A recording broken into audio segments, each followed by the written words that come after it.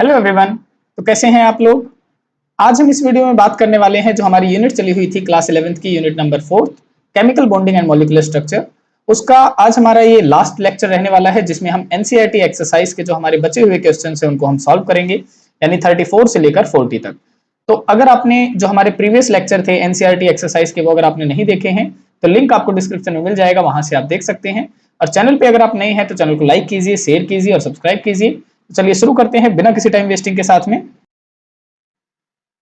तो question number 34 हमसे क्या कहता है, ये कहता है कि write the important conditions required for the linear combination of atomic orbitals to form molecular orbitals. कहता है कि आखिर वो कौन कौन सी कंडीशंस हैं जिनकी जरूरत होगी जब एटॉमिक ऑर्बिटल आपस में कंबाइन करें और मॉलिक्यूलर ऑर्बिटल बना ले। तो यहाँ पे आपको एक बात ध्यान रखनी है कि एटॉमिक ऑर्बिटल जब कंबाइन करते हैं ना तो उनकी जो एनर्जीज होती हैं वो सिमिलर सी पाई जाती हैं। अगर एनर्जीज में ज्यादा गैप हो जाता है ना, ज्यादा डिफरेंस आ जाता है तो वो आपस में ओवरलैप नहीं करते हैं। जैसे मान के चलो कि मेरे पास में एक 1s ऑर्बिटल है और एक है मेरे पास में 2s ऑर्बिटल। तो देखो 2s वाले की एनर्जी क्या होगी, ज्यादा होगी, और 1s ऑर्बिटल वाले की एनर्जी क्या होगी, कम होगी। तो यहाँ पे एनर्जी गैप ज्यादा आ गया जिसके कारण ये आपस में ओवरलैप नहीं करेंगे और ना ही मॉलिक्यूलर ऑर्बिटल बनाएंगे। लेकिन अगर इनकी जगह पे एक 1s ऑर्बिटल होता, दूसरा भी 1s ऑर्बिटल होता, तो इनकी एनर्जीज क्या होती, सेम होती। तो सेम एनर्जी वाले ऑर्बिटल आपस में क्या कर लेते हैं, ओवरलैप कर लेते हैं और मॉलिक्यूलर ऑर्बिटल बना लेते हैं। तो पहला तो एनर्जी सिमेट्रिकल एनर्जी होनी चाहिए। दूसरी बात कहता है कि जो ऑर्बिटल है ना उनमें सिमेट्री होना बहुत जरूरी है। सिमेट्री का मतलब है, जैसे मान के चलो, देखो यहाँ पे हमने एग्जांपल बता रखा है कि प्रॉपर सिमेट्री कैसे होती है। जैसे ये 1s ऑर्बिटल है, ये भी 1s ऑर्बिटल है, ये आपस में जब ये ओवरलैप करेंगे ना तो ये इंटरन्यूक्लियर एक्सिस के थ्रू देखो ऐसे ओवरलैप करेंगे, ऐसे हेड टू हेड ओवरलैप करेंगे। ठीक है, तो यहाँ पे क्या होती है, यहाँ पे एक प्रॉपर सिमेट्री पाई जाती है, इसीलिए मॉलिक्यूल आपस में, ये जो एटॉमिक ऑर्बिटल आपस में क्या कर लेंगे, ओवरलैप कर लेंगे।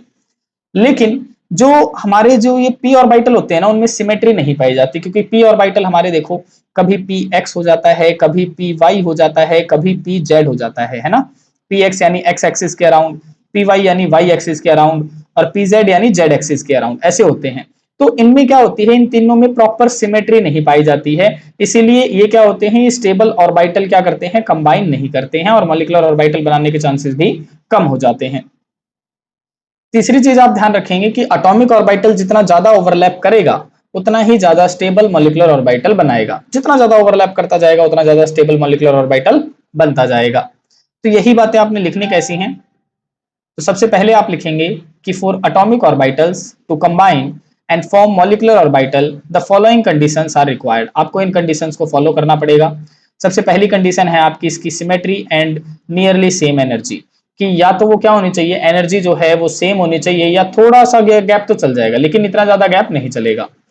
कहता है the combining atomic orbital should have the same और नियरली सेम एनर्जी, कि एनर्जी क्या होनी चाहिए, सेम होनी चाहिए।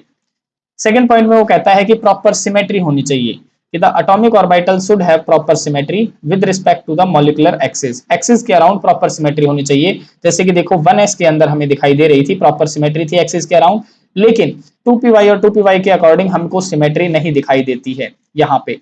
ठीक है, तो ये साइड ऑन ओवरलैप करते हैं, ऐसे ओवरलैप करते हैं, हेड टू हेड ओवरलैपिंग ये नहीं कर रहे हैं। देखो सबसे पहले ये वाला जब ओवरलैप करता तो सिग्मा बॉन्ड बनता, लेकिन यहाँ पे ये वाले ओवरलैप कर रहे हैं, इसलिए कहता है कि यहाँ पे सिमेट्री हमको ज्यादा दिखाई नहीं देती है और इम्प्रॉपर सिमेट्री होती है ये। तीसरी बात आप ध्यान रखेंगे कि मैक्सिमम ओवरलैप, यानी the atomic orbital should overlap with each other as much as possible. जैसे जितने ज्यादा वो ओवरलैप करेंगे उतना ज्यादा स्टेबल मॉलिक्यूलर ऑर्बिटल बनता है, तो जितना ज्यादा उनसे हो सकता है उतना ज्यादा वो ओवरलैप करते हैं। तो ये हमारी कंडीशन थी क्वेश्चन नंबर 34 के अंदर। अब हम नेक्स्ट क्वेश्चन देखते हैं। देखो नेक्स्ट क्वेश्चन में हमसे क्या कहता है कि use molecular orbital theory to explain why the beryllium 2 molecule does not exist. इसने कहा है कि एमओटी थ्योरी का इस्तेमाल करके आप बताओ कि बेरिलियम 2 एग्जिस्ट क्यों नहीं करेगा। ठीक है, तो देखो यहाँ पे मॉलिक्यूल एग्जिस्ट के लिए हमें सबसे पहले क्या पता होना चाहिए, स्टेबिलिटी ऑफ मॉलिक्यूल के बारे में पता होना चाहिए। स्टेबिलिटी ऑफ मॉलिक्यूल, जब हम मॉलिक्यूल की स्टेबिलिटी पता कर लेते हैं तो अगर वो मॉलिक्यूल स्टेबल है तो वो एग्जिस्ट करेगा, अगर वो मॉलिक्यूल स्टेबल नहीं है तो वो एग्जिस्ट नहीं करेगा, सीधा सा लॉजिक है। तो यहाँ पे स्टेबिलिटी की कुछ कंडीशंस होती हैं भाई। सबसे पहली कंडीशन क्या होती है कि जो नंबर ऑफ इलेक्ट्रॉन होते हैं ना, number of electron in bonding molecular orbital, वो क्या होने चाहिए, वो ज्यादा होने चाहिए किससे, number of electron in anti bonding molecular orbital, कि अगर बॉन्डिंग मॉलिक्यूलर ऑर्बिटल में इलेक्ट्रॉन ज्यादा हैं उस मॉलिक्यूल के as compare to anti bonding के कंपैरिजन में, तो वो मॉलिक्यूल क्या होता है, स्टेबल होता है। पहली कंडीशन तो ये है, और अगर ये कंडीशन हो जाती है तो मॉलिक्यूल एग्जिस्ट करना चाहिए। दूसरी कंडीशन आप याद रखेंगे कि जो बॉन्ड ऑर्डर होता है मॉलिक्यूल का, बॉन्ड ऑर्डर वो क्या होना चाहिए, वो ज्यादा होना चाहिए जीरो से। अगर वो बॉन्ड ऑर्डर ज्यादा है जीरो से तो वो मॉलिक्यूल क्या होगा, स्टेबल होगा। और यहां पे आप एक बात ध्यान रखेंगे कि जो बॉन्ड ऑर्डर निकालने का जो फॉर्मूला होता है वो होता है 1/2 इंटू NB माइनस NA। और NB यहाँ पे क्या होता है, NB होता है number of electron in bonding molecular orbital, और Na होता है number of electron in anti bonding molecular orbital. तो अब मुझे कैसे पता चलेगा कि कौन से बॉन्डिंग में है, कितने इलेक्ट्रॉन एंटी बॉन्डिंग में है, तो इसके लिए आपको मॉलिक्यूलर ऑर्बिटल डायग्राम बनाना आना चाहिए। तो सबसे पहले हम मॉलिक्यूलर ऑर्बिटल डायग्राम बनाना सीखते हैं। देखो कैसे बनता है। सबसे पहले हम क्या करते हैं, यहाँ पे 1s के लिए बनाते हैं। देखो ये मैंने यहाँ पे 1s के लिए बना लिया, ठीक है। सिमिलरली एक ऑर्बिटल मैंने यहाँ पे दूसरा मैंने 1s के लिए बना लिया, और एक मैंने नीचे बना लिया, इसका नाम होगा सिग्मा 1s, और एक मैंने यहाँ पे बना लिया, इसका नाम होगा सिग्मा स्टार 1s, ठीक है। और फिर मैं क्या करता हूँ, इनको ऐसे कंबाइन कर दूंगा, ऐसे मैंने इनको कंबाइन कर दिया। ये आपस में आपने कंबाइन कर देना है, चाहे आप स्ट्रेट लाइन से कंबाइन करते हैं जैसे मैं दिखा रहा हूँ आपको। फिर एक इसके ऊपर मैं बना लेता हूँ, ये मैंने 2s के लिए बना लिया, यहाँ पे मैंने 2s के लिए बना लिया, ठीक है। और एक मैंने नीचे की तरफ बना लिया, इसका नाम होगा सिग्मा 2s, और ऊपर की तरफ होगा सिग्मा स्टार 2s, ठीक है। फिर इनको आपस में आप कंबाइन कर देंगे, ये मैंने कंबाइन कर दिया, ठीक है। और ये जो बॉन्डिंग मॉलिक्यूलर ऑर्बिटल डायग्राम बनते हैं ना, ये बनते हैं भाई दो मॉलिक्यूल के लिए। देखो मैं एक बार यहाँ पे थोड़ा सा शॉर्ट में बता देता हूँ आपको कि जो ये हम मॉलिक्यूलर ऑर्बिटल डायग्राम बना रहे हैं, मॉलिक्यूलर ऑर्बिटल डायग्राम, ये दो मॉलिक्यूल के लिए बनते हैं। पहला ऐसे मॉलिक्यूल के लिए बनता है, ऐसे मॉलिक्यूल जिनमें total number of electron, total number of electron या तो आपके 14 पाए जाते हैं या 14 से कम पाए जाते हैं। एक तो ऐसे मॉलिक्यूल के लिए बनता है, और ऐसे मॉलिक्यूल के लिए जो मॉलिक्यूलर ऑर्बिटल डायग्राम बनता है वो बनता है 12-12 वाला, वही 12-12 वाला, ठीक है। मैं ये बताऊंगा कि 12-12 वाला कौन सा होता है। और दूसरे हमारे मॉलिक्यूल होते हैं ऐसे मॉलिक्यूल, ऐसे मॉलिक्यूल जिनके total number of electron, total number of electron कितने पाए जाते हैं, ज्यादा पाए जाते हैं 14 इलेक्ट्रॉन से। तो अगर ऐसे मॉलिक्यूल जिनमें टोटल नंबर ऑफ इलेक्ट्रॉन 14 से ज्यादा होते हैं तो उनके लिए मॉलिक्यूलर ऑर्बिटल डायग्राम बनता है 12-21 वाला। अब ये 12-12 और 12-21 वाला क्या है, तो यहाँ पे समझते हैं कि बेरिलियम के लिए कौन सा बनेगा। तो यहाँ पे देखो बेरिलियम जो है ना हमारा, बेरिलियम आता है 4 नंबर पे, है ना। और यहाँ पे इसकी इलेक्ट्रॉनिक कॉन्फ़िगरेशन करोगे तो ये होगी 1s2 और 2s2, ये हमारी इलेक्ट्रॉनिक कॉन्फ़िगरेशन होगी। सिमिलरली दूसरे मॉलिक्यूल के लिए जब आप करेंगे, ये मैंने दूसरा मॉलिक्यूल मान लिया, ये भी 4 नंबर पे आता है, तो इसकी भी 1s2 2s2 होगी, है ना। अब यहाँ देखो टोटल इलेक्ट्रॉन कितने हैं बेरिलियम के केस में, तो आप बताएंगे 4 इलेक्ट्रॉन इसमें है, 4 इलेक्ट्रॉन इसमें है, तो टोटल इलेक्ट्रॉन कितने हुए, 8 इलेक्ट्रॉन हुए। तो 8 इलेक्ट्रॉन के लिए तो यहाँ पे हम बताते हैं कि बेरिलियम 2 के अंदर टोटल जो इलेक्ट्रॉन है, टोटल जो इलेक्ट्रॉन है वो कितने हुए, वो तो 8 हुए, 8 इलेक्ट्रॉन है। तो इसके लिए जो मॉलिक्यूलर ऑर्बिटल डायग्राम बनेगा वो बनेगा 12-12 वाला। कौन सा बनेगा, 12-12, क्योंकि 14 से कम आ गए ना ये। तो 12-12 के लिए आपने क्या करना है, देखो यहाँ पे अब मैं क्या करता हूँ, इधर मैंने 2p के लिए बना लिया, देखो ये मैंने बना लिया 2p के लिए, ये मैंने बना लिया, ठीक है। सिमिलरली यहाँ पे मैंने 2p के लिए बना लिया, ये मैंने 2p के लिए बना लिया। अब 12-12 का मतलब क्या है कि एक ऑर्बिटल तो आपने ऊपर बना लेना है, एक हो गया, उसके नीचे आपने 2 बना लेने हैं, देखो हो गए 12, 1 2 12, और एक फिर से आपने ऐसे बना लेना है और 2 आपने उसके नीचे बना लेने हैं, ठीक है। तो देखो ये हो गया 12-12, 1 2 12, 1 2 12, क्योंकि हम 8 इलेक्ट्रॉन के लिए बना रहे हैं तो 12-12 बनेगा। और यहाँ पे हम इसको क्या कर देंगे, कंबाइन कर देंगे इस तरीके से, ठीक है। और अगर मुझे 12-21 वाला बनाना होता तो वो ऐसे मॉलिक्यूल के लिए बनता जिनमें क्या होते 14 इलेक्ट्रॉन से ज्यादा होते। तो क्या बनता 12-21 वाला, यानी देखो 12 हो जाता और फिर ये उलट जाता, ये दो ऊपर आ जाते और एक नीचे आ जाता, बस यही फर्क होता है। ठीक है, अब हम इनके नाम रख लेते हैं। देखो इसका नाम होता है पाई 2px, पाई 2px। मैं एक बार पेन कलर चेंज कर लेता हूं इसका, और इसका होता है पाई 2py। ठीक है, इनका होगा पाई स्टार 2px, इसका होगा पाई स्टार 2py, इसका होता है सिग्मा 2pz, और ऊपर वाले का होगा सिग्मा स्टार 2pz। ठीक है, तो ये हमारे नाम होते हैं। अब हम इनके इलेक्ट्रॉन भरने शुरू करते हैं एमओटी के अंदर। तो यहाँ पे देखो ये वाली जो लाइन है ना, देखो जो मैंने ये वाली लाइन ड्रॉ करी है इधर वाली, ये होती है पहले बेरिलियम के लिए, और ये वाली जो लाइन मैंने ड्रॉ करी है ये होती है दूसरे बेरिलियम के लिए। ऐसे कर दी मैंने। अब देखो पहले बेरिलियम के 1s में कितने इलेक्ट्रॉन है, तो आप कहेंगे 1s में तो 2 इलेक्ट्रॉन है, तो हमने 2 भर दिए। इस वाले दूसरे बेरिलियम में 1s में कितने हैं, तो इसमें भी 2 हैं, तो हमने 2 भर दिए। अब देखो टोटल इलेक्ट्रॉन कितने हो गए इसमें, इसमें तो 4 हो गए, तो 2 इसमें भर दिए आपने, 2 इसमें भर दिए, हो गए। ठीक है, दूसरी चीज 2s में कितने हैं, तो आप कहेंगे 2s में तो 2 हैं, तो हमने यहाँ पे 2s में 2 भर दिए। दूसरे वाले के में 2s में 2 हैं, तो हमने यहाँ भी 2 भर दिए। टोटल कितने हो गए, टोटल हो गए 4, तो 1 2 3 4। अब देखो इसके 2p में कोई इलेक्ट्रॉन ही नहीं आ रहा, क्योंकि इलेक्ट्रॉनिक कॉन्फ़िगरेशन ही नहीं है, तो हमें ये बनाने की जरूरत भी नहीं थी इसमें। अगर 2p में इलेक्ट्रॉन आते तो हम ये बना लेते 12-12 वाला। ठीक है, क्योंकि ये 14 से कम इलेक्ट्रॉन है, इसीलिए 12-12 वाला बनेगा, तो इसका तो कोई काम ही नहीं हुआ, तो इसको बनाओ या मत बनाओ कोई दिक्कत नहीं है। ठीक है, अब यहाँ पे हमने ये बताना है कि ये जो मॉलिक्यूल है क्या वो एग्जिस्ट करेगा या नहीं करेगा, तो ये कहता है डज नॉट एग्जिस्ट, इसके अकॉर्डिंग हमने बताना है। तो ये देखो क्या ये मॉलिक्यूल स्टेबल है, तो देखो पहली कंडीशन थी हमारी कि number of electron in bonding molecular orbital में ज्यादा होने चाहिए एंटी बॉन्डिंग से। तो देखो ये जो नीचे वाले ऑर्बिटल होते हैं ना, देखो ये वाला रहा, ये वाला रहा, या फिर ये वाले रहे, ये क्या होते हैं बॉन्डिंग के होते हैं। और जिनमें मैंने स्टार लगा रखा है, देखो इसमें स्टार लगा रखा है, इसमें स्टार लगा रखा है, या फिर इनमें भी स्टार लगा रखा है, तो ये ऊपर वाले जितने भी है ना वो एंटी बॉन्डिंग के हैं।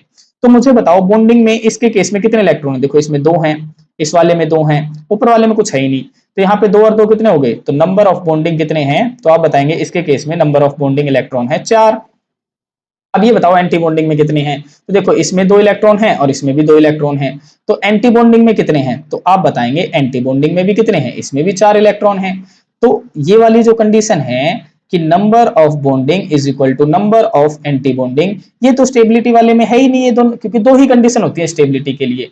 तो अगर ये वाली कंडीशन यहाँ पे आ रही है, इसका मतलब जो बेरिलियम है वो एग्जिस्ट ही नहीं करेगा। तो आप यहाँ पे बता सकते हैं because number of bonding electron is equal to number of anti bonding electron, hence beryllium molecule does not exist. आप यहाँ पे लिख सकते हैं hence, hence, hence according to MOT, MOT beryllium does not exist। बस आपने ये लाइन लिखनी है। फिर क्यों नहीं एग्जिस्ट करता, तो हमने यहाँ पे स्टेबिलिटी ऑफ मॉलिक्यूल आपको बता दिया कि अगर स्टेबिलिटी के मॉलिक्यूल है ही नहीं, तो स्टेबिलिटी ही नहीं है, तो वो मॉलिक्यूल एग्जिस्ट क्यों करेगा। तो ये बातें आपको इस तरीके से लिख के सारी बातें बतानी होती हैं। ठीक है, तो ये था हमारा क्वेश्चन। और ये जो मैंने 12-12 वाला आपको कंसेप्ट बताया है, तो ये कब लागू होगा, ये लागू होगा जब इलेक्ट्रॉन आपके कितने होंगे, या तो 14 होंगे या 14 से कम होंगे, इसीलिए हमने 12-12 वाला वैसा बनता है। लेकिन अगर इलेक्ट्रॉन बाई चांस मान लेते, जैसे वो कह देता कि कोई और मॉलिक्यूल है, जैसे कह देता कि हमारे पास में ऑक्सीजन है, तो कितने इलेक्ट्रॉन होते हैं इसमें, एक ऑक्सीजन में 8 इलेक्ट्रॉन होते हैं, 2 ऑक्सीजन में कितने हो जाएंगे 16 इलेक्ट्रॉन, तो टोटल 16 इलेक्ट्रॉन होते। तो इस केस में आपको कौन सा बनाना पड़ता, 12-21 वाला बनाना पड़ता। तो 12-21 में कुछ नहीं करना होता, 1s वाला सेम बनता है, 2s वाला सेम बनता है, बस ये वाले में क्या हो जाता है ऊपर 12 सेम बनते हैं दोनों, लेकिन इसमें ये जो ये वाला है ये ऊपर बन जाते हैं 2 डब्बे और एक नीचे आ जाता है। इतना आपने ध्यान रखना है। तो ये हमारा क्वेश्चन था। अब हम नेक्स्ट करते हैं। देखो नेक्स्ट क्वेश्चन हमसे क्या कहता है, हमसे कहता है कि compare the relative stability of the molecule species and indicate their magnetic properties. आपने एक तो मैग्नेटिक प्रॉपर्टीज बतानी है, दूसरी आपने उनकी स्टेबिलिटी बतानी है। ठीक है, देयर मॉलिक्यूल्स की।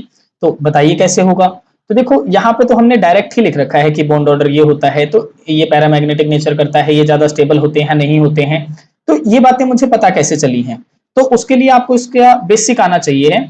तो बेसिक में मैं आपको सिखाता हूं सबसे पहले मैग्नेटिक प्रॉपर्टीज निकालना, मैग्नेटिक प्रॉपर्टीज निकालना। ठीक है, अब देखो मैग्नेटिक प्रॉपर्टीज में मेनली हमने 2 ही बातों का ध्यान रखना होता है कि मॉलिक्यूल पैरामैग्नेटिक नेचर कब शो कर रहा है, पैरामैग्नेटिक नेचर कब शो कर रहा है। और दूसरी बात हमने ध्यान रखनी होती है कि मॉलिक्यूल हमारा डायामैग्नेटिक नेचर कब शो कर रहा है, डायामैग्नेटिक नेचर कब शो कर रहा है। ठीक है, तो यहां आपने ध्यान रखना होगा कि अगर मॉलिक्यूल के अंदर अनपेयर्ड इलेक्ट्रॉन मौजूद हैं, अनपेयर्ड इलेक्ट्रॉन मौजूद हैं, तो वो पैरामैग्नेटिक नेचर शो करेगा। और अगर मॉलिक्यूल के अंदर पेयर्ड इलेक्ट्रॉन मौजूद हैं तो वो क्या करेगा, डायामैग्नेटिक। जैसे मुझे पता है कि पी ऑर्बिटल में हमारे कितने डब्बे आते हैं, तो आप बताते हैं पी ऑर्बिटल में तो हमारे 3 डब्बे आते हैं। अगर मैं इसमें एक इलेक्ट्रॉन भर दूं तो ये क्या होगा, ये तो अनपेयर होगा, अकेला इलेक्ट्रॉन होगा, तो अभी भी इसका नेचर कैसा होगा, पैरामैग्नेटिक। 2 भर दूं तो भी अनपेयर, 3 भर दूं तो भी अनपेयर, 4 भर दूं तो आप बताएंगे कि एक तो पेयर हो गया, 2 अनपेयर हैं, तो अभी भी इसका स्ट्रॉन्ग क्या होगा, पैरामैग्नेटिक नेचर होगा, क्योंकि 2 अनपेयर इलेक्ट्रॉन है। लेकिन अगर मैं ऐसे भर दूं तो आप बताएंगे 2 तो पेयर बन गए, 1 अनपेयर बन गया, तो 2 पेयर बन गए, इसका मतलब अब इसका ज्यादा तो डायामैग्नेटिक नेचर होगा और कम क्या होगा, पैरामैग्नेटिक नेचर होगा। लेकिन अगर मैं तीनों ऐसे भर दूं तो आप बताएंगे कि अब ये प्रॉपरली कैसा नेचर शो करेगा, डायामैग्नेटिक नेचर शो करेगा। ठीक है, ऐसे आप बताएंगे। लेकिन हमसे जो क्वेश्चन पूछे जाएंगे वो कहेगा कि मुझे ये बताओ, आपके पास में CO मॉलिक्यूल है, आपके पास में NO मॉलिक्यूल है, या आपके पास में ऑक्सीजन मॉलिक्यूल है, मुझे इनका मैग्नेटिक नेचर बताओ, मुझे इनका मैग्नेटिक नेचर बताओ कि कौन सा डायमैग्नेटिक है और कौन सा पैरामैग्नेटिक है। तो यहां पे हम तीसरी बात को समझते हैं, और तीसरी बात है हमारी जो डायरेक्ट ट्रिक होगी। भाई यहाँ पे मैं ट्रिक बताऊंगा आपको कि कैसे आप डायरेक्टली बता सकते हैं कि कौन सा पैरामैग्नेटिक नेचर शो करेगा और कौन सा डाया। तो पहले मैं पैरामैग्नेटिक के लिए बताता हूं आपको कि अगर आपको मॉलिक्यूल के अंदर, मॉलिक्यूल के अंदर टोटल इलेक्ट्रॉन आपको या तो ऑड दिखाई देते हैं या फिर 10 या 16 इलेक्ट्रॉन दिखाई देते हैं, तो वो कौन सा होगा, वो पैरामैग्नेटिक मॉलिक्यूल होगा। और ऑड का मतलब समझते हैं, 1 हो गया, 3 हो गया, 5 हो गया, 7 हो गया, 9 हो गया, ये ऑड नंबर्स होते हैं। ठीक है, और डायमैग्नेटिक में आप क्या याद रखेंगे कि ऐसे मॉलिक्यूल जिनमें टोटल इलेक्ट्रॉन आपको इवन दिखाई देते हैं, एक्सेप्ट किसको छोड़ के, तो आप कहेंगे एक्सेप्ट 10 और 16 को छोड़ के। तो ये अगर आपको दिखाई देते हैं तो वो डायमैग्नेटिक प्रॉपर्टी शो करता है। तो अब जैसे मैं इनका नेचर बताता हूं आपको, तो बताओ यहाँ पे कितने इलेक्ट्रॉन है टोटल, तो आप बताएंगे कार्बन तो 6 नंबर पे आता है, मतलब 6 इलेक्ट्रॉन तो कार्बन के हो गए। ऑक्सीजन 8 नंबर पे आता है, तो 8 इलेक्ट्रॉन ऑक्सीजन के हो गए। तो 6 और 8 कितना हो गया, ये हो गया 14 इलेक्ट्रॉन। तो इसके केस में बनते हैं 14 इलेक्ट्रॉन। और 14 इलेक्ट्रॉन किसके लिए आता है, इवन में आता है, तो इवन है तो ये किसका नेचर हो गया, इसका नेचर हो गया डायमैग्नेटिक। भाई समझ गए बात को। अब जैसे NO की बात कर लेते हैं, तो आप कहेंगे नाइट्रोजन तो 7 नंबर पे आता है, ऑक्सीजन 8 नंबर पे आता है, तो टोटल इलेक्ट्रॉन कितने हो गए, तो आप कहेंगे टोटल इलेक्ट्रॉन हो गए 15। और 15 तो ऑड नंबर है, ऑड है तो इसका नेचर कैसा होगा, तो आप बताएंगे इसका नेचर होगा पैरा। सिमिलरली ऑक्सीजन के केस में कितने इलेक्ट्रॉन होंगे, तो आप कहेंगे इसके तो 16 इलेक्ट्रॉन हो गए, क्योंकि एक में 8 इलेक्ट्रॉन होंगे तो दूसरे में भी 8 होंगे, 16 हो गए। तो 16 किस केस में आ रहा है, देखो ये आ रहा है ना, तो ये भी कैसा नेचर होगा, ये भी पैरामैग्नेटिक नेचर शो करेगा। समझ में आ गई बातें। ये तो थी हमारी मैग्नेटिक प्रॉपर्टी की बातें। तो यहाँ पे आप देखेंगे ना, तो देखो ऑक्सीजन 2 पॉजिटिव कह दिया, तो यहाँ पे देखो ऑक्सीजन में तो 16 इलेक्ट्रॉन होंगे, क्योंकि एक में 8 दूसरे में भी 8 होंगे, लेकिन पॉजिटिव का मतलब होता है कि एक इलेक्ट्रॉन चला गया, तो टोटल इलेक्ट्रॉन कितने बचेंगे, तो इसमें टोटल इलेक्ट्रॉन बचेंगे 15 इलेक्ट्रॉन। और 15 इलेक्ट्रॉन तो ऑड है, तो नेचर कैसा होगा, पैरामैग्नेटिक। समझ में आई बातें। जैसे इसमें कितने इलेक्ट्रॉन होंगे, तो आप कहेंगे इसमें तो 16 इलेक्ट्रॉन होंगे, तो 16 इलेक्ट्रॉन किसके लिए आ रहा था, पैरा के लिए आ रहा था, तो पैरामैग्नेटिक हो गया। इसमें देखो ऑक्सीजन में 16 इलेक्ट्रॉन होते हैं, लेकिन एक नेगेटिव का मतलब है एक इलेक्ट्रॉन और आ गया, तो टोटल इलेक्ट्रॉन कितने हुए, 17। और 17 तो कैसा होता है, ऑड नंबर होता है, ऑड होता है तो पैरा। यहां देखो ऑक्सीजन तो 16 इलेक्ट्रॉन हो गए, लेकिन 2 नेगेटिव लगा हुआ है, तो 2 इलेक्ट्रॉन और आ गए, तो टोटल इलेक्ट्रॉन कितने हुए, 18। और 18 तो किसमें आता है, इवन में आता है, मतलब डायमैग्नेटिक प्रॉपर्टी। तो मैग्नेटिक प्रॉपर्टी समझ में आई आपको, किस तरीके से आपने बतानी है, ऐसे आप बता सकते हैं।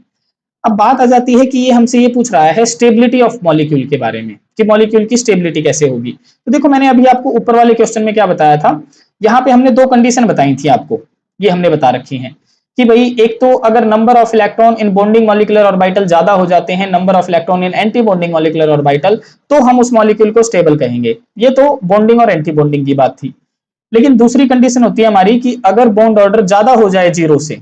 देखो बॉन्ड ऑर्डर क्या होता है, दो एटम के बीच में जितने बॉन्ड्स बनते हैं ना उसे ही हम बॉन्ड ऑर्डर कहते हैं। जैसे आप बताएंगे हाइड्रोजन जो H और H होता है उसके बीच में एक बॉन्ड बनता है तो आप कहेंगे बॉन्ड ऑर्डर 1 है। ऑक्सीजन जो होता है ऑक्सीजन ऑक्सीजन के बीच में दो बॉन्ड बनते हैं तो आप बताएंगे बॉन्ड ऑर्डर 2 है। नाइट्रोजन नाइट्रोजन के बीच में तीन बॉन्ड बनते हैं तो आप बताएंगे बॉन्ड ऑर्डर 3 है। तो यहीं पे ऐसा ही ये बात कह रहा है कि अगर बॉन्ड ऑर्डर ज्यादा है जीरो से तो हम कहेंगे वो मॉलिक्यूल कैसा है, स्टेबल है। और एमओटी के अकॉर्डिंग बॉन्ड ऑर्डर निकालने का फार्मूला ये था हमारा कि 1/2 into bonding electron minus anti bonding electron. तो यहाँ पे उसने हमसे पूछा है कि आपने स्टेबिलिटी बतानी है, ठीक है। और स्टेबिलिटी हम किसके आधार पे बताएंगे, तो यहाँ पे हम बॉन्ड ऑर्डर के आधार पे बताएंगे। जैसे कि देखो यहाँ पे बॉन्ड ऑर्डर हमने निकाल रखे हैं। तो अब ये बॉन्ड ऑर्डर निकालते कैसे हैं वो समझते हैं एक बार। देखो मैं डायरेक्ट तरीका आपको बता देता हूं, ज्यादा हम अगर डायग्राम के अंदर चले गए तो बहुत लंबा प्रोसीजर होता है वो, ठीक है। तो मैं यहाँ पे आपको एक डायरेक्ट ट्रिक बता देता हूं जिससे आप सिंपली निकाल लेंगे, ठीक है। तो trick to find bond order. देखो बॉन्ड ऑर्डर निकालने की ट्रिक क्या है, तो यहाँ पे मैं नंबर ऑफ इलेक्ट्रॉन लिखता हूं, नंबर ऑफ इलेक्ट्रॉन, और यहाँ पे मैं लिखता हूं बॉन्ड ऑर्डर। देखो अगर मॉलिक्यूल के अंदर नंबर ऑफ इलेक्ट्रॉन 9 है तो आप ध्यान रखेंगे कि उसका बॉन्ड ऑर्डर कितना होगा, 0.5 होगा। अब जैसे जैसे मैं एक एक इलेक्ट्रॉन बढ़ाता जाऊंगा वैसे आप 0.5 को ऐड करते जाएंगे। तो अगर 10 इलेक्ट्रॉन हो जाएंगे तो इसमें 0.5 ऐड करेंगे तो बॉन्ड ऑर्डर बन जाएगा 1। अगर 11 इलेक्ट्रॉन हो जाएंगे तो बॉन्ड ऑर्डर बन जाएगा 1.5। अगर 12 इलेक्ट्रॉन बन जाएंगे तो बॉन्ड ऑर्डर हमारा हो जाएगा 2। अगर 13 इलेक्ट्रॉन बन जाएंगे तो बॉन्ड ऑर्डर हमारा हो जाएगा 2.5। अगर 14 इलेक्ट्रॉन हो जाएंगे तो हमारा बॉन्ड ऑर्डर हो जाएगा 3। अब यहाँ पे आके रुक जाओ क्योंकि ये हमारा सेंटर में है और हम 3 ही बॉन्ड देखते हैं, क्योंकि बॉन्ड ऑर्डर क्या है, number of bond present between two atom. तो हम ज्यादातर 3 ही बॉन्ड देखते हैं। अब जैसे जैसे इलेक्ट्रॉन तुम बढ़ाओगे ना वैसे वैसे अब 0.5 बॉन्ड ऑर्डर कम करते चलो। तो यहाँ पे 15 के लिए बॉन्ड ऑर्डर हो जाएगा 2.5। 16 इलेक्ट्रॉन के लिए बॉन्ड ऑर्डर हो जाएगा हमारा 2, ठीक है। 17 इलेक्ट्रॉन के लिए हमारा बॉन्ड ऑर्डर हो जाएगा 1.5। यहाँ पे लिख रहा हूं मैं नंबर ऑफ इलेक्ट्रॉन और यहाँ लिख रहे हैं बॉन्ड ऑर्डर। तो 18 इलेक्ट्रॉन के लिए हमारा बॉन्ड ऑर्डर कितना हो जाएगा, तो आप बताएंगे 1 हो जाएगा। और 19 इलेक्ट्रॉन के लिए हमारा बॉन्ड ऑर्डर कितना हो जाएगा, तो आप बताएंगे 0.5, ठीक है। तो अब यहाँ देखो, देखो कितने इलेक्ट्रॉन है, 15 इलेक्ट्रॉन। तो 15 इलेक्ट्रॉन के लिए हमारा बॉन्ड ऑर्डर कितना हो जाएगा, देखो 2.5। तो हमने यहाँ पे देखो 2.5 लिख रखा है, ये लिख रखा है ना। अब देखो 16 इलेक्ट्रॉन के लिए हमारा बॉन्ड ऑर्डर कितना हो जाएगा, तो यहाँ देखो 16 इलेक्ट्रॉन के लिए बॉन्ड ऑर्डर हो जाएगा हमारा 2। तो देखो यहाँ पे 16 इलेक्ट्रॉन के लिए बॉन्ड ऑर्डर कितना लिख रखा है, 2, ठीक है। यहाँ देखो 17 इलेक्ट्रॉन के लिए बॉन्ड ऑर्डर कितना हो जाएगा, तो देखो 17 इलेक्ट्रॉन के लिए बॉन्ड ऑर्डर हो जाएगा हमारा 1.5। तो ये हो गया बॉन्ड ऑर्डर 1.5। अब देखो 18 इलेक्ट्रॉन के लिए बॉन्ड ऑर्डर कितना हो जाएगा, तो देखो यहाँ पे ये रहा, बॉन्ड ऑर्डर हो जाएगा 1 हमारा, ठीक है। तो यहाँ पे हमने देखो इनके बॉन्ड ऑर्डर निकालने आपको सिखा दिए। अब हम बताएंगे कि मॉलिक्यूल की स्टेबिलिटी कैसे पहचाने बॉन्ड ऑर्डर के आधार पे, ठीक है। तो हमने अभी अभी बताया था कि अगर कोई मॉलिक्यूल स्टेबल है, अगर कोई मॉलिक्यूल स्टेबल है तो उसका जो बॉन्ड ऑर्डर होगा वो क्या होगा, 0 से ज्यादा होगा। इसका मतलब जैसे जैसे बॉन्ड ऑर्डर बढ़ेगा वैसे वैसे स्टेबिलिटी भी बढ़ेगी, है ना। तो जिसका जितना ज्यादा बॉन्ड ऑर्डर होगा वही उतना ज्यादा स्टेबल मिलेगा। तो देखो ऑक्सीजन सबसे ज्यादा बॉन्ड ऑर्डर किसका है, 2.5 का, तो ये मोस्ट स्टेबल है, यानी O2 पॉजिटिव सबसे ज्यादा स्टेबल है। तो देखो ये सबसे ज्यादा हो गया। फिर किसका है, इससे कम है भाई O2 का, तो ये स्टेबल है, देखो फिर हमने O2 लिख रखा है। फिर किसका होगा 1.5 यानी O2 नेगेटिव का, तो देखो O2 नेगेटिव है। फिर किसका है O2 2 नेगेटिव का। तो इस तरीके से हम इनके आधार पे इनकी मैग्नेटिक प्रॉपर्टीज, बॉन्ड स्टेबिलिटी और बॉन्ड ऑर्डर पता कर सकते हैं। तो ये हमारा क्वेश्चन नंबर 36 था। अब हम नेक्स्ट देखते हैं। देखो भाई नेक्स्ट क्वेश्चन है हमारे पास में कि write the significance of a plus and a minus sign shown in the representing the orbitals.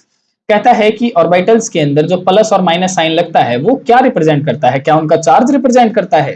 तो आप बताएंगे कि plus and minus sign do not representing the charge of orbitals, ये चार्ज रिप्रेजेंट नहीं करता है। तो फिर ये रिप्रेजेंट क्या करता है, तो ये रिप्रेजेंट करता है plus side and minus side of A wave function. कि वेव फंक्शन अगर प्लस में है तो हम क्रेस्ट की तरफ जाएंगे, वेव फंक्शन अगर माइनस में है तो हम ट्रफ की तरफ जाएंगे। जैसे मान के चलो ये मैंने यहाँ पे वेव फंक्शन बना लिया, देखो इस तरीके से ये हमने बना लिया। तो ये जो ऊपर वाली जो होती है ना, ये वाली जो चीज होती है, ठीक है, इसे हम कहते हैं क्रेस्ट, इसे हम बोलते हैं क्रेस्ट। और ये जो नीचे वाली जो चीज होती है ना, देखो यहाँ पर, ठीक है, ये वाली, तो इसे हम बोलते हैं ट्रफ। तो ये कहता है प्लस साइन किसको रिप्रेजेंट करता है, क्रेस्ट को रिप्रेजेंट करता है, और माइनस साइन किसको रिप्रेजेंट करता है, ट्रफ को रिप्रेजेंट करता है। ठीक है, वेव फंक्शन का। तो ये क्या है हमारी, ये है वेव फंक्शन, वेव फंक्शन। तो यहां पे आप क्या बताएंगे, देखो plus and minus sign have been given to identify the nature of the electron waves. ये किसके बारे में बताता है, इलेक्ट्रॉन वेव्स के नेचर के बारे में बताता है। Plus sign denotes crest, plus sign crest को रिप्रेजेंट करता है, while negative sign denotes trough, ये ट्रफ को रिप्रेजेंट करता है। तो इस तरीके से हमने इसका आंसर देना था, और एक डायग्राम अगर आप बना के दिखा देंगे तो और भी ज्यादा अच्छा हो जाएगा। ठीक है, और ये जो देखो मैंने यहाँ पे क्रेस्ट है ना, क्रेस्ट यहाँ पे पॉइंट को कहते हैं, देखो इधर वाले को, ठीक है ना। और ये जो हमने बताया ना, जैसे ये जो मैंने डंडा सा खींच रखा है, ये क्या होती है, हाइट होती है क्रेस्ट की, कि कितनी हाइट है, कितनी डेप्थ है। ठीक है, तो ये वाला डंडा रिप्रेजेंट करता है डेप्थ ऑफ ट्रफ, और ये वाली जो लाइन रिप्रेजेंट करती है, ये करती है हाइट ऑफ क्रेस्ट या फिर एम्पलीट्यूड ऑफ क्रेस्ट। ठीक है, इस तरीके से आप बताएंगे। तो अब हम नेक्स्ट क्वेश्चन देखते हैं। देखो नेक्स्ट क्वेश्चन हमसे क्या कहता है, हमसे कहता है कि describe the hybridisation in case of PCl5, कि PCl5 की हाइब्रिडाइजेशन को डिस्कस करो। And why are the axial bonds larger as compare to equatorial bonds, कि ये बॉन्ड्स जो हैं वो क्यों मतलब ज्यादा होते हैं एक्सियल बॉन्ड्स। देखो एक्सियल बॉन्ड्स कौन से होते हैं, तो मैंने यहाँ पे PCl5 का स्ट्रक्चर बना रखा है। ये जो बॉन्ड्स होते हैं, देखो ये स्ट्रेट लाइन में जो बॉन्ड है, देखो ये वाले, ये होते हैं एक्सियल बॉन्ड, एक्सियल बॉन्ड्स भाई। तो कितने होते हैं एक्सियल बॉन्ड PCl5 में, देखो एक ये रहा और एक ये रहा, दो होते हैं। और ये जो तीन बॉन्ड यहाँ पे इस तरीके से दिख रहे हैं, इन बॉन्ड्स को कहा जाता है इक्वेटोरियल बॉन्ड्स, इक्वेटोरियल बॉन्ड्स। तो वो कहता है कि एक्सियल बॉन्ड ज्यादा क्यों होते हैं इक्वेटोरियल बॉन्ड्स के कंपैरिजन में। और दूसरा हमें हाइब्रिडाइजेशन को एक्सप्लेन करना है। तो देखो हाइब्रिडाइजेशन कैसे एक्सप्लेन करोगे, अब आपको पता है फास्फोरस कितने नंबर पे आता है, तो आप बताएंगे फास्फोरस तो 15 नंबर पे आता है, यानी पहली सेल के अंदर 2 इलेक्ट्रॉन, अगली सेल के अंदर 8 इलेक्ट्रॉन, उससे अगली सेल के अंदर 5 इलेक्ट्रॉन, है ना। और अगर मैं इसकी इलेक्ट्रॉनिक कॉन्फ़िगरेशन करूं तो आप बताएंगे 1s2, 2s2, 2p6, 3s2 और 3p3, ऐसे बताएंगे, है ना। तो यहाँ पे देखो अब लास्ट वाले इलेक्ट्रॉन किस में आ रहे हैं, तो 3s और 2p के अंदर आ रहे हैं। तो मैं क्या करता हूँ, इनको डब्बों में बना लेता हूँ। देखो ये मैंने 3s का डब्बा बना लिया, एक डब्बा बना लिया, और ये मैंने 2p का बना लिया, ये बना लिया। अब इनमें आप देखेंगे कि ये क्या है, 2 इलेक्ट्रॉन तो 3s में आ रहे हैं और 3 इलेक्ट्रॉन p में आ रहे हैं, 1 2 और 1 3। तो ये फास्फोरस की मैंने इलेक्ट्रॉनिक कॉन्फ़िगरेशन लिख दी, लास्ट सेल वालों की लिख दी। अब ये कैसी है, ये तो है ग्राउंड स्टेट के ऊपर भाई, ये किस स्टेट के ऊपर है, ये है ग्राउंड स्टेट के ऊपर। अगर मुझे ये एक्साइटेड स्टेट पे लिखनी होती तो आप कैसे लिखेंगे, तो आप लिखेंगे एक्साइटेड स्टेट में कि ये वाला इलेक्ट्रॉन कहां चला जाएगा, उछल के ये वाला तो अगले वाले में चला जाएगा, और अगला वाला कौन सा होता है 2p, इसके बाद में आता है भाई 3t। ठीक है, 3s 2p और फिर आता है 3d, जो कि क्या है, खाली पड़ा है, जो कि क्या पड़ा है भाई, खाली पड़ा है।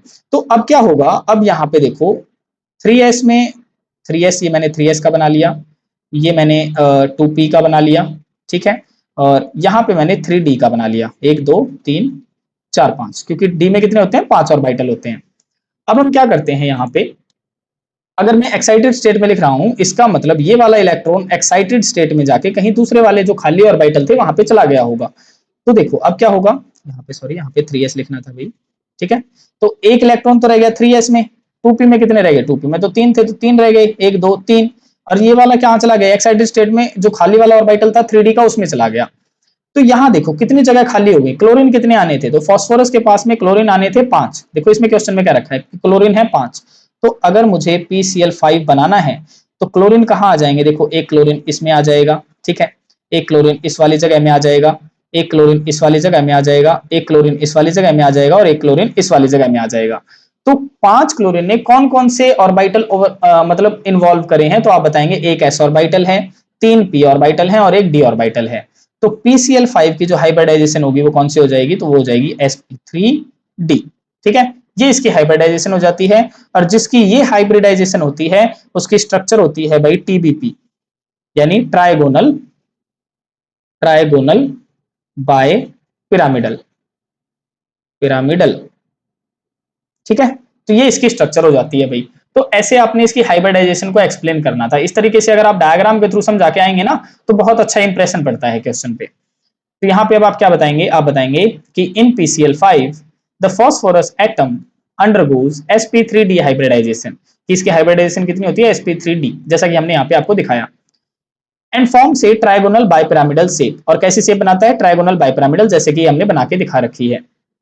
इन दिस शेप, इस शेप के अंदर there are 3 equatorial bonds and 2 axial bonds, इसके अंदर 3 तो इक्वेटोरियल बोन्स होते हैं और 2 होते हैं एक्सियल बोन्स, जो कि ये दिखा रखे हैं। The axial bonds are longer than the equatorial bonds, कहता है कि जो एक्सियल बोन्स होते हैं वो बड़े होते हैं as compare to equatorial bonds, because the axial bonds pair experience greater repulsion, कहता है कि जो ये एक्सियल बोन पेयर होते हैं ना, ये ग्रेटर रिपल्सन शो करते हैं। क्यों भाई, देखो क्यों, क्योंकि देखो ये जो एक्सियल बॉन्ड्स है ना, वो किससे घिरे हुए हैं, तो आप बताएंगे ये तो बॉन्ड पेयर इलेक्ट्रॉन होते हैं, ये तो बॉन्ड पेयर इलेक्ट्रॉन होते हैं, ये तो बॉन्ड पेयर इलेक्ट्रॉन होते हैं। तो ये जो एक्सियल बॉन्ड पेयर है ना, देखो ये वाले जो बॉन्ड पेयर है ना, एक्सियल वाले, ये वाले जो बॉन्ड पेयर हैं वो किससे घिरे हुए हैं, तो आप बताएंगे ये तो बॉन्ड पेयर इलेक्ट्रॉन से घिरे हुए हैं। और जब ये रिपल्सन लगाते हैं ना, तो एक्सियल बॉन्ड्स के ऊपर बहुत ज्यादा रिपल्सन क्रिएट कर देते हैं। ठीक है, तो यही बात वो कहता है कि because the axial bonds pair experience greater repulsion, ये बहुत ज्यादा रिपल्सन फील्स करते हैं, यहां से भी और यहां से भी, यहां से भी और यहां से भी, इधर वाला। ठीक है, फ्रॉम द 3 इक्वेटोरियल बॉन्ड्स, जो ये बॉन्ड पेयर हैं 3, इनसे बहुत ज्यादा रिपल्सन फील करते हैं। ड्यू टू दिस, जिसके कारण ग्रेटर रिपल्सन, बहुत ज्यादा रिपल्सन हो जाता है। The axial PCL bonds become weaker and longer, जिसके कारण जो एक्सियल वाले जो पीसीएल बॉन्ड है ना, जो ये वाले बॉन्ड है ना, वो लंबे हो जाते हैं और वीक यानी कमजोर हो जाते हैं। ठीक है, तो यही आपने रीजन बताना था, इस तरीके से आपने डायग्रामेटिकली और एक्सप्लेनेशन के थ्रू आपने एक्सप्लेन करना होता है। ठीक है, तो ये हमारा क्वेश्चन था। अब हम नेक्स्ट देखते हैं। देखो नेक्स्ट क्वेश्चन हमसे क्या कहता है, हमसे कहता है कि डिफाइन हाइड्रोजन बॉन्ड। सबसे पहले तो हाइड्रोजन बॉन्ड को बताओ। इज इट वीकर और स्ट्रॉन्गर देन वैंडरवाल फोर्सेस, कहता है क्या ये स्ट्रॉन्ग होता है या कमजोर होता है वैंडरवाल फोर्सेस से। तो हाइड्रोजन बॉन्ड को समझने से पहले मैं आपको इसकी कुछ कंडीशन बता देता हूं कि हाइड्रोजन बॉन्ड की कंडीशन क्या होती है। ठीक है, जिससे आपको आसानी से समझ में आ जाए। देखो condition for hydrogen bond, condition for hydrogen bond, कि हाइड्रोजन बॉन्ड बनाने की कितनी कंडीशन होती है। तो सबसे पहली कंडीशन तो ये होती है कि भाई हाइड्रोजन बॉन्ड के अंदर हाइड्रोजन एटम का प्रेजेंट होना बहुत जरूरी है। यानी पहली कंडीशन है कि hydrogen atom should be present, should be present, कि हाइड्रोजन एटम का प्रेजेंट होना बहुत ज्यादा जरूरी है। दूसरी बात वो कहता है कि हाइड्रोजन एटम स्मॉल साइज के इलेक्ट्रोनेगेटिव एटम से अटैच होना चाहिए, अगर उनसे अटैच होगा तभी हाइड्रोजन बॉन्डिंग पॉसिबल है। तो दूसरी कंडीशन में कहता है कि hydrogen atom should be attach with the, attach with the small electronegative elements. और इलेक्ट्रोनेगेटिव एलिमेंट कौन से होते हैं, तो आप बताएंगे जैसे कि फ्लोरीन हो गया, ऑक्सीजन हो गया, नाइट्रोजन हो गया, एक्सेट्रा। ठीक है, तो इनके साथ में अगर वो अटैच होगा तो हम कहेंगे कि उनके अंदर हाइड्रोजन बॉन्डिंग प्रेजेंट है। जैसे मान लो कि मैंने यहाँ पे हाइड्रोजन को फ्लोरीन के साथ में अटैच कर दिया, या मान लो मैंने ऑक्सीजन को वाटर के साथ, इसमें हाइड्रोजन के साथ में अटैच कर दिया। ठीक है, या मान लो कि मैंने NH3 को इस तरीके से हाइड्रोजन के साथ में अटैच कर दिया, NH3 में N को H के साथ में। तो यहाँ देखो फ्लोरीन, ऑक्सीजन, नाइट्रोजन, ये क्या है, स्मॉल इलेक्ट्रोनेगेटिव एलिमेंट है, और हाइड्रोजन इनसे अटैच करवा रखा है। तो जाहिर सी बात है कि आप इन मॉलिक्यूल्स में देखेंगे तो इनमें हाइड्रोजन बॉन्डिंग प्रेजेंट होगी, ये तो सीधी सी बात है। जैसे मैंने एक वाटर मॉलिक्यूल ये बना लिया, एक HF बना लिया, यहाँ पे भी मैं क्या करता हूँ, एक NH3 मॉलिक्यूल ऐसे करके बना लेता हूँ, ये मैंने बना लिया। अब आप बताएंगे कि अगर फ्लोरीन ज्यादा इलेक्ट्रोनेगेटिव है तो ये क्या करेगा, ये तो शेयर्ड पेयर ऑफ इलेक्ट्रॉन को अपनी तरफ खींचेगा, जिसके कारण इस पे तो नेगेटिव चार्ज आएगा, इस पे पॉजिटिव चार्ज आएगा, इस पे नेगेटिव चार्ज आएगा, इस पे पॉजिटिव चार्ज आएगा।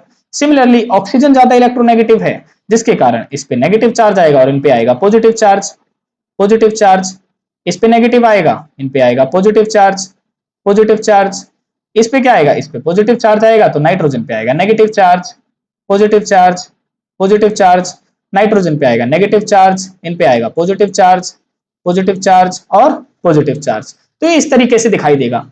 अब होगा क्या, अगर ऐसे ऐसे सेम मॉलिक्यूल हैं तो एक मॉलिक्यूल का नेगेटिव पोल किसको अट्रैक्ट करेगा, पॉजिटिव पोल को अट्रैक्ट करेगा दूसरे मॉलिक्यूल के। तो इनमें आपको क्या दिखाई देगा, small type of force of attraction दिखाई देगा, जैसे इसके नेगेटिव और इसके पॉजिटिव के बीच में, या फिर ऑक्सीजन के नेगेटिव इसके हाइड्रोजन के बीच में, या फिर हाइड्रोजन का पॉजिटिव और इसका नेगेटिव के बीच में। इनमें आपको क्या दिखाई दे रहा है, इन सभी में आपको कुछ ना कुछ फोर्स ऑफ अट्रैक्शन दिखाई दे रहा है। और ये जो फोर्स ऑफ अट्रैक्शन है इसी को हम बोलते हैं हाइड्रोजन बॉन्ड भाई। ठीक है, तो ये इस तरीके से आपने एक्सप्लेन करना होता है। अब हम देख लेते हैं कि इसके अंदर आपने लिखना क्या है। तो आप लिखेंगे भाई कि a hydrogen bond is a special type of attraction. ये एक स्पेशल टाइप की अट्रैक्शन फोर्स होती है, जैसा कि मैंने यहाँ पे दिखाया, देखो ये अट्रैक्शन फोर्स होता है। ठीक है, that occurs when a hydrogen atom is directly attached to a highly electronegative atom such as fluorine, oxygen and nitrogen। जो कि आपको कब दिखाई देती है, जब हाइड्रोजन स्मॉल साइज के इलेक्ट्रोनेगेटिव एटम से कनेक्ट होता है, जैसे फ्लोरीन हो गया, ऑक्सीजन हो गया या फिर नाइट्रोजन हो गया, इनसे ये अटैच होता है। These atoms attract the shared electron easily। और ये जो इलेक्ट्रोनेगेटिव एलिमेंट है ये क्या करेंगे, शेयर्ड इलेक्ट्रॉन को अपनी तरफ खींचेंगे। ठीक है, so the hydrogen atom become slightly positive charge, जिसके कारण हाइड्रोजन के ऊपर तो पॉजिटिव चार्ज आएगा और इलेक्ट्रोनेगेटिव एलिमेंट के ऊपर कौन सा आ जाएगा, नेगेटिव चार्ज आ जाएगा। This hydrogen is then attracted towards a nearby electronegative atom having a slight negative charge। फिर ये कहता है जो हाइड्रोजन के ऊपर जो पॉजिटिव चार्ज आया है इसको कौन अट्रैक्ट करेगा, इसको अट्रैक्ट करेगा दूसरे मॉलिक्यूल का जो नेगेटिव चार्ज वाला एलिमेंट होगा। जैसे कि यहाँ देखो, देखो ये जो पॉजिटिव चार्ज है हाइड्रोजन एटम के ऊपर एक मॉलिक्यूल में, वो दूसरे मॉलिक्यूल में जो नेगेटिव चार्ज होगा वो उसको अपनी तरफ अट्रैक्ट करेगा। यही तो है फोर्स ऑफ अट्रैक्शन। ठीक है, तो यही बात वो कह रहा है कि ये जो हाइड्रोजन एटम है इसको फिर अट्रैक्ट किया जाएगा towards near by electronegative atom के द्वारा having a slight negative charge, जिसके ऊपर नेगेटिव चार्ज होगा। This attraction is called a hydrogen bond, और इसी अट्रैक्शन को कहा जाता है हाइड्रोजन बॉन्ड। समझ में आई बातें? ठीक, अब हम एग्जांपल के थ्रू समझते हैं। देखो, जैसे मान के चलो वाटर मॉलिक्यूल है हमारे पास में, इसमें ऑक्सीजन इज मोर इलेक्ट्रोनेगेटिव है than hydrogen, therefore oxygen gets a partial negative charge and hydrogen gets a partial positive charge. जैसा कि हमने यहाँ पे दिखाया कि ऑक्सीजन अगर ज्यादा इलेक्ट्रोनेगेटिव है तो इसके ऊपर नेगेटिव चार्ज आएगा और इसके ऊपर आएगा पॉजिटिव चार्ज। ठीक है, the partial positive charge hydrogen of one water molecule is attract towards the oxygen of another water molecule. कहता है अब ये जो पार्शियल पॉजिटिव चार्ज आया है ना हाइड्रोजन का, देखो जैसे इस पे हाइड्रोजन के ऊपर पार्शियल पॉजिटिव चार्ज है, इसको कौन अट्रैक्ट करेगा, दूसरे मॉलिक्यूल का पार्शियल नेगेटिव चार्ज वाला ऑक्सीजन अट्रैक्ट करेगा। ये कर रहा है ना अट्रैक्ट। ठीक है, तो यही बात इसमें कह रहा है कि वो अट्रैक्ट करेगा, और this attraction is called hydrogen bonding, और इसी अट्रैक्शन को हम कह देंगे कि ये हाइड्रोजन बॉन्डिंग है। ठीक है, अब हम इससे अगली बात का जवाब देते हैं कि क्या ये वीक है या ये स्ट्रॉन्गर है वैंडरवाल फोर्सेस से। तो आप बताएंगे हाइड्रोजन बॉन्डिंग स्ट्रॉन्गर होती है भाई वैंडरवाल फोर्सेस के कंपैरिजन में। तो इसका रीजन क्या है, देखो कि ये hydrogen bond is stronger than van der Waals forces. ये स्ट्रॉन्ग होता है because the attraction between the partial positive hydrogen, क्योंकि जो अट्रैक्शन होता है ना पार्शियल पॉजिटिव हाइड्रोजन में या जो इलेक्ट्रोनेगेटिव एलिमेंट जो दूसरे मॉलिक्यूल का है, ठीक है, तो हाइड्रोजन पॉजिटिव चार्ज है, दूसरे मॉलिक्यूल का नेगेटिव इलेक्ट्रोनेगेटिव एलिमेंट है, इनमें जो फोर्स ऑफ अट्रैक्शन होता है वो स्ट्रांग होता है एज कंपेयर टू जो वैंडरवाल फोर्स ऑफ अट्रैक्शन होता है उसके कंपैरिजन में। ठीक है, तो यही बात कहता है कि जो अट्रैक्शन होता है ना पार्शियल पॉजिटिव हाइड्रोजन के बीच में एंड इलेक्ट्रोनेगेटिव एटम के बीच में वो स्ट्रॉन्गर होता है। However it is weaker then covalent bond. लेकिन देखो अब क्या है, ये कह रहा है कि जो हाइड्रोजन बॉन्ड है ना, जो हाइड्रोजन बॉन्ड है वो स्ट्रॉन्गर है किससे भाई, वैंडरवाल फोर्स से। वैंडरवाल फोर्स से तो वो क्या है, स्ट्रॉन्गर है, लेकिन कोवेलेंट बॉन्ड से ये क्या है, वीकर है भाई। कोवेलेंट बॉन्ड से ये क्या है, वीकर है, क्योंकि कोवेलेंट बॉन्ड कब बनता है, जब आपस में वो शेयर करते हैं इलेक्ट्रॉन, तो उनकी बॉन्डिंग काफी ज्यादा स्ट्रांग हो जाती है, जिसके कारण कोवेलेंट बॉन्ड क्या होता है, ज्यादा स्ट्रांग होता है, फिर हाइड्रोजन बॉन्ड आता है और फिर हमारा वैंडरवाल बॉन्ड आता है। तो ये हमसे इसके अंदर कहा गया है, ऐसा आपने बताना था। ठीक है, अब हम नेक्स्ट क्वेश्चन करते हैं। देखो भाई नेक्स्ट क्वेश्चन हमसे क्या कहता है कि what is meant by the term bond order, कि बॉन्ड ऑर्डर से आप क्या समझते हैं। तो मैंने पहले भी बताया था कि बॉन्ड ऑर्डर क्या होता है, दो एटम के बीच में जितने नंबर ऑफ बॉन्ड्स होते हैं उसी को हम बॉन्ड ऑर्डर कहते हैं। जैसे हमें पता है कि हाइड्रोजन हाइड्रोजन के बीच में एक बॉन्ड बनता है, तो इसका बॉन्ड ऑर्डर कितना है, तो आप बताएंगे इसका बॉन्ड ऑर्डर है एक। मैं कह दूं ऑक्सीजन ऑक्सीजन के बीच में दो बॉन्ड बनते हैं, तो आप इसका बॉन्ड ऑर्डर कितना बताएंगे, आप बताएंगे इसका बॉन्ड ऑर्डर है दो।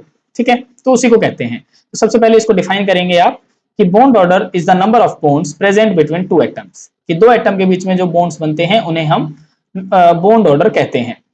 According to molecular orbital theory it is calculated by, और मॉलिक्यूलर ऑर्बिटल थ्योरी के अकॉर्डिंग इसे हम कैलकुलेट कर सकते हैं। देखो ये हमने बता रखा है, बॉन्ड ऑर्डर का फार्मूला है कि number of electron in bonding molecular orbital minus number of electron in anti bonding molecular orbital, और डिवाइड में आप दो कर देंगे। इसको शॉर्ट में लिखना चाहें तो आप ऐसे भी लिख सकते हैं कि बॉन्ड ऑर्डर को हम ऐसे निकाल सकते हैं 1/2 इंटू NB माइनस Na, ऐसे आप लिख सकते हैं। ठीक है, तो अगले ही क्वेश्चन में हमसे क्या कहता है कि calculate the bond order of nitrogen oxygen O2 positive और O2 नेगेटिव, इनमें हमने बॉन्ड ऑर्डर निकालना है। तो देखो उसने हमसे कैलकुलेट करने की बात कही है, अगर वो हमसे कैलकुलेट करने की बात ना कहता ना तो मैं और मुझसे कहता कि डायरेक्ट बॉन्ड ऑर्डर बता दो, तो बहुत आसानी के तरीके से हम बता सकते थे।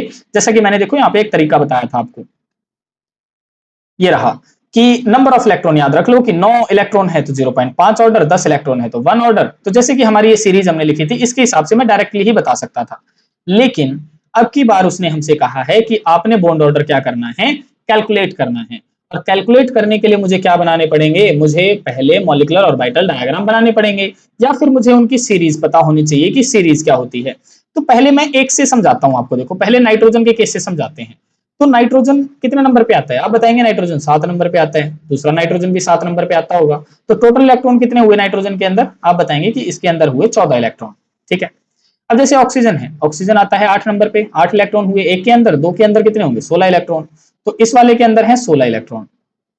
यहां देखो O2 पॉजिटिव, पॉजिटिव का मतलब है कि एक इलेक्ट्रॉन चला गया, चला गया तो इसके अंदर कितने इलेक्ट्रॉन होंगे, तो आप बताएंगे इसके अंदर इलेक्ट्रॉन होंगे 15। ठीक है, 15 इलेक्ट्रॉन। यहां देखो O2 नेगेटिव, मतलब एक इलेक्ट्रॉन और आ गया है, तो इसके अंदर कितने इलेक्ट्रॉन होंगे, तो आप बताएंगे इसके अंदर इलेक्ट्रॉन होंगे 17। ठीक है, तो हमने बताया था कि ऐसे मॉलिक्यूल जिनमें या तो 14 इलेक्ट्रॉन होते हैं या 14 से कम होते हैं, उनके लिए मॉलिक्यूलर ऑर्बिटल डायग्राम बनता है 12-12 वाला। तो देखो यहाँ पे 14 इलेक्ट्रॉन कितने हैं, एक तो इसके रहे, ठीक है, केवल एक का ही है, नाइट्रोजन, नाइट्रोजन में है 14 इलेक्ट्रॉन, बाकी में तो सारे ज्यादा हैं। तो केवल नाइट्रोजन के लिए हम बनाएंगे 12-12 वाला मॉलिक्यूलर ऑर्बिटल डायग्राम। तो यहाँ पे बना लेते हैं, देखो 12-12 वाला। देखो यहाँ पे मैंने 1s बना लिया, इधर मैंने दूसरे नाइट्रोजन के लिए 1s बना लिया, और इधर मैंने एक सिग्मा 1s बना लिया, सिग्मा 1s, और ऊपर मैंने बना लिया सिग्मा स्टार 1s। ठीक है, ऐसे आपने ही भी बनाना है। अब जैसे 2s वाले के लिए बना रहे हैं तो यहाँ हमने 2s बना लिया, यहाँ हमने 2s बना लिया, यहाँ हमने सिग्मा 2s बना लिया, और ऊपर हमने बना लिया सिग्मा स्टार 2s। इधर हमने क्या किया, इधर हमने 2p के लिए बना लिया 2p, और इधर हमने 2p के लिए बना लिया, और हम बनाएंगे 12-12 वाला। तो पहले एक डब्बा ऊपर, फिर दो डब्बे नीचे 12, फिर एक डब्बा ऊपर और दो डब्बे नीचे, ये हो गया 12-12 वाला। अब मैं इनके नाम लिख देता हूं, तो नाम इनके क्या होंगे, तो आप बताएंगे इसका नाम होगा पाई 2px, इसका नाम होगा पाई 2py, और इसका नाम होगा सिग्मा 2pz, इसका नाम होगा पाई स्टार 2px, इसका नाम होगा पाई स्टार 2py, और इसका नाम होगा सिग्मा स्टार 2pz, ये नाम होगा। फिर आपने क्या करना है, इन सभी को ऐसे करके मिला देना है भाई, इस तरीके से जैसे मैं मिला रहा हूं। ठीक है, ऐसे ही आपने भी मिला देना है, ये हमने मिला दिया इनको। ठीक है, इस तरीके से ये हमने मिला दिया इसको, इस तरीके से आपने मिला देना है इनको। ठीक है, अब हम क्या करते हैं, अब हम इनमें इलेक्ट्रॉन भर लेते हैं।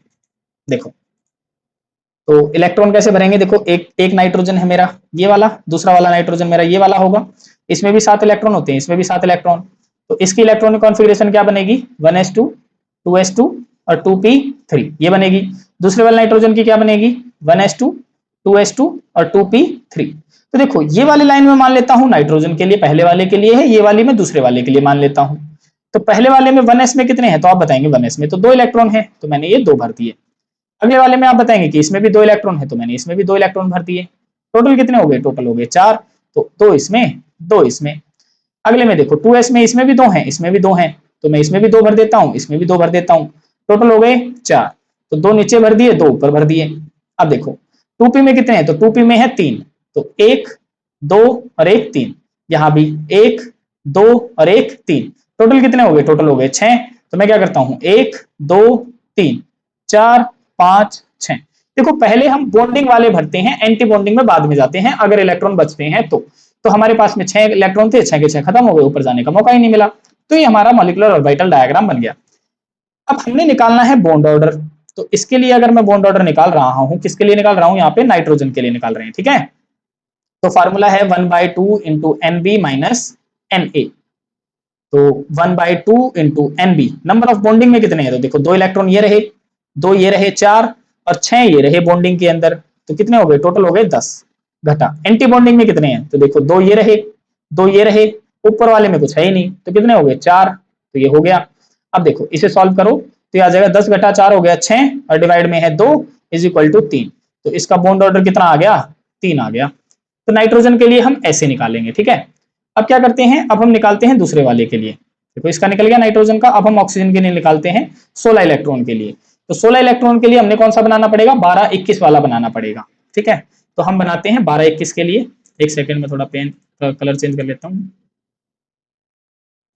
देखो 12-21 के लिए कैसे बनाएंगे, फिर से वही चीजें हैं। यहाँ पे मैंने 1s के लिए बना लिया, इधर मैंने 1s के लिए बना लिया, इधर मैंने बना लिया सिग्मा 1s, और इधर मैंने बना लिया सिग्मा स्टार 1s।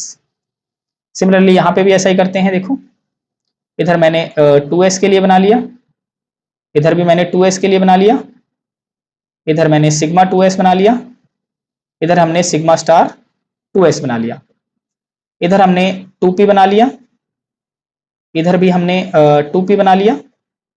इधर हम क्या करते हैं, अब बनेगा 12-21 का, क्योंकि हम किसका बना रहे हैं, हम बना रहे हैं ऑक्सीजन के लिए भी, ठीक है। तो 12-21 का बनाएंगे तो पहले 1 फिर 2, 12 हो गया, फिर 21 करेंगे तो पहले 2 और फिर 1 हो गया, ठीक है।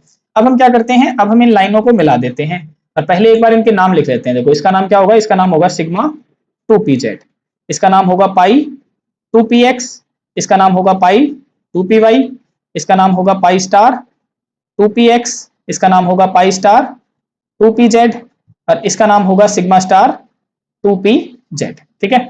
ये हो जाएगा और इनको फिर आपस में मिला देना है आपने इस तरीके से, जैसे हम मिला रहे हैं ऐसे आपने मिला लेना है।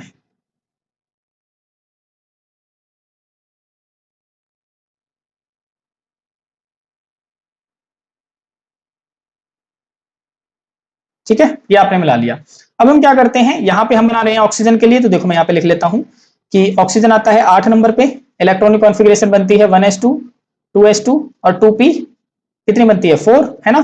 दूसरे ऑक्सीजन के लिए भी सेम बनेगी 1s2 2s2 और 2p4 ऐसे बन जाएगी। अब क्या होगा यहाँ पे, देखो 1s में कितने इलेक्ट्रॉन है, 1s में है 2, तो 2 भर दो, और इस वाले के लिए भी कितने, इसमें भी 2 है तो 2 भर दो। टोटल कितने हो गए, टोटल हो गए 4, तो 2 और 2 4 हो गए। 2s में देखो इसमें भी 2 हैं इसमें भी 2 हैं, तो यहाँ 2 भर दिए, यहाँ 2 भर दिए, टोटल कितने हो गए 4, तो 2 यहाँ भर दिए 2 यहाँ भर दिए।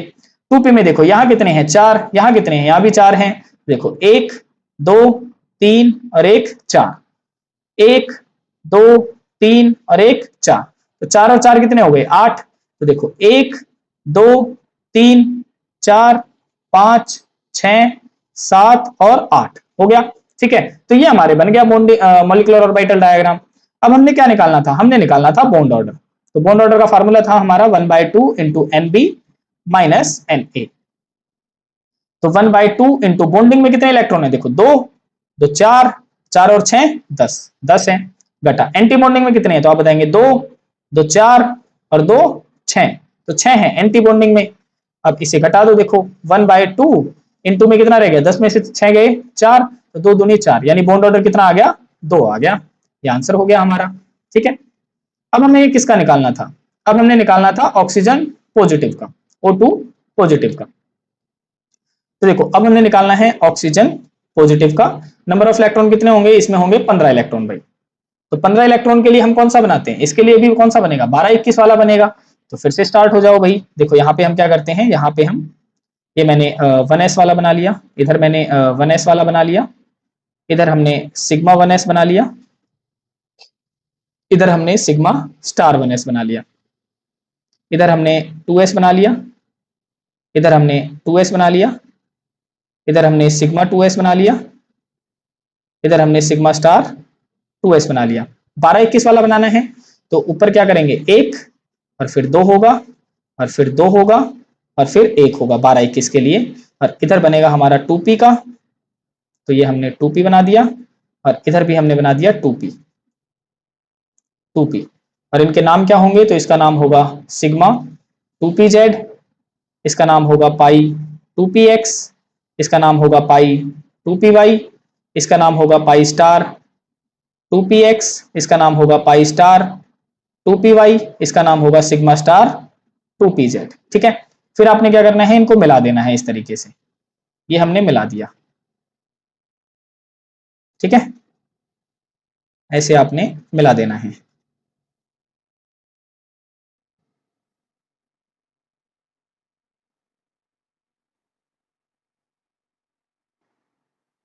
ये आपने मिला दिया। अब हम O2 पॉजिटिव के लिए कर रहे हैं, तो देखो एक तो ऑक्सीजन मान लेता हूं, दूसरा मैं ऑक्सीजन पॉजिटिव मान लेता हूं। ये भी 8 नंबर पे आता है, ये भी 8 नंबर पे आता है। इसकी इलेक्ट्रॉनिक कॉन्फ़िगरेशन बनेगी 1s2 2s2 और 2p4। बननी तो इसकी भी यही चाहिए थी 1s2 2s2 और इसकी भी 2p4 बननी चाहिए थी, लेकिन एक प्लस का मतलब है कि एक इलेक्ट्रॉन चला गया, तो यहां पे हम बनाएंगे 2p3। अब देखो भर दो, देखो 1s में 2 इलेक्ट्रॉन है, इसमें भी 1s में 2 इलेक्ट्रॉन है, तो हम क्या करेंगे, देखो 1s वाले भर देते हैं। देखो 2 इलेक्ट्रॉन यहां भर दिए, 2 यहां भर दिए, टोटल कितने हो गए 4, तो 1 2 3 4 हो गए। यहाँ देखो 2s में 2 है, यहाँ भी 2 है, तो 1 2 1 2, टोटल कितने हो गए 4, तो 1 2 3 4 हो गए। अब देखो 2p में यहाँ कितने हैं 4 हैं, तो 4 भर दो, 1 2 3 और 1 4 हो गया। इधर कितने हैं, इधर 3 हैं, तो 1 2 3 हो गए, तो 4 और 3 कितने हो गए 7, तो 1 2 3 4 5 6 और 1 7। तो हमने क्या निकालना था, हमने तो बॉन्ड ऑर्डर निकालना था, और बॉन्ड ऑर्डर का फार्मूला हमें पता है 1/2 इंटू NB माइनस NA। तो बॉन्डिंग के इलेक्ट्रॉन बताओ कितने हैं, तो आप बताएंगे देखो 2 2 4 4 और 6 10, तो 10 इलेक्ट्रॉन बॉन्डिंग के हैं। एंटी बॉन्डिंग के कितने हैं 2 2 4 4 और 1 5 5 एंटी बॉन्डिंग के हैं, 10 में से 5 गए 5 आ जाएगा, यानी 5/2 यानी 2.5। तो ये हमारा आंसर आ गया 2.5 बॉन्ड ऑर्डर। इस तरीके से हमने निकालना था, ठीक है। तो ये था हमारा O2 पॉजिटिव का। अब हमने निकालना है O2 नेगेटिव के लिए, तो देखो O2 नेगेटिव का बना लेते हैं एक बार हम। तो इधर से स्टार्ट करते हैं दोबारा से। देखो ये हम बना रहे हैं अब की बार O2 नेगेटिव का, ये इधर लिख देता हूं मैं O2 नेगेटिव का, ठीक है। इसमें कितने इलेक्ट्रॉन होंगे, तो आप बताएंगे इलेक्ट्रॉन होंगे इसमें 17। तो यहां पे बना लेते हैं, एक सेकेंड। तो यहां बना लेते हैं, देखो ये मैंने 1s के लिए बना लिया, इधर मैंने 1s के लिए बना लिया, और ये मैंने बना लिया सिग्मा 1s, ऊपर मैंने बना लिया सिग्मा स्टार 1s। इधर हमने 2s के लिए बना लिया, इधर हमने 2s के लिए बना लिया, ये हमने बना लिया सिग्मा 2s, और यहां हमने बना लिया सिग्मा स्टार 2s। इधर हमने 2p के लिए बना लिया, इधर हमने 2p के लिए बना लिया, और कौन सा बनेगा 17 के लिए 12 21 वाला बनेगा। तो यहाँ पे एक डब्बा, फिर 2 डब्बे, फिर 2 डब्बे और फिर 1 डब्बा, ठीक है। इनका नाम रख लो, इसका नाम है सिग्मा 2pz, इसका नाम है पाई 2px, इसका नाम है पाई 2py, और ऊपर वालों का नाम है पाई स्टार 2px, इधर वाले का नाम है पाई स्टार 2py, इसका नाम है सिग्मा स्टार 2pz।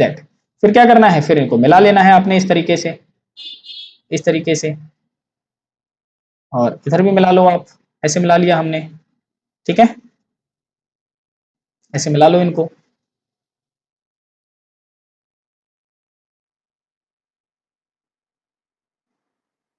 ये हमने मिला लिया, ठीक है। अब हम क्या करते हैं, जैसे हमने अब क्या करना है, 2 ऑक्सीजन है, तो एक ऑक्सीजन है जो 8 नंबर पे आएगी, इलेक्ट्रॉनिक कॉन्फ़िगरेशन बनेगी 1s2 2s2 2p4, और दूसरा ऑक्सीजन हमने मान लेना है नेगेटिव, क्योंकि एक नेगेटिव है ना चार्ज, तो एक मान लिया नेगेटिव। तो इलेक्ट्रॉनिक कॉन्फ़िगरेशन बननी चाहिए थी 1s2 2s2, इसकी भी 2p4 बननी चाहिए थी, लेकिन एक इलेक्ट्रॉन और आ गया तो 2p5। अब पहले वाला ऑक्सीजन ये मान लेते हैं, दूसरे वाला ऑक्सीजन ये मान लेते हैं, तो देखो 1s तो दोनों के भरे हुए हैं, दोनों के भरे हुए हैं, तो दोनों भर दिए, टोटल कितने हो गए 4, तो 2 नीचे आ जाएगा 2 ऊपर आ गया। 2s वाले भी दोनों भरे हुए हैं, तो दोनों भर दो, टोटल कितने हो गए 4, तो 2 नीचे आ गए 2 ऊपर आ गए। 2p में यहाँ देखो कितने हैं 4, तो 1 2 3 और 1 4, इसमें कितने हैं, इसमें 5 हैं, तो 1 2 3 4 और 1 5, टोटल इलेक्ट्रॉन कितने हो गए 5 और 4 9, तो 1 2 3 4 5 6 7 8 और 1 9, क्योंकि ये जब तक ये नहीं भर जाएंगे ना तब तक हम ऊपर नहीं जाएंगे, इसीलिए पहले इनको भरना जरूरी है, इसीलिए हमने तीसरा इलेक्ट्रॉन भी इसी में डाल दिया है, ठीक है। तो ये हो गया। अब हमने निकालना है इसका बॉन्ड ऑर्डर, और बॉन्ड ऑर्डर का फार्मूला है हमारे पास में 1/2 इंटू NB माइनस NA।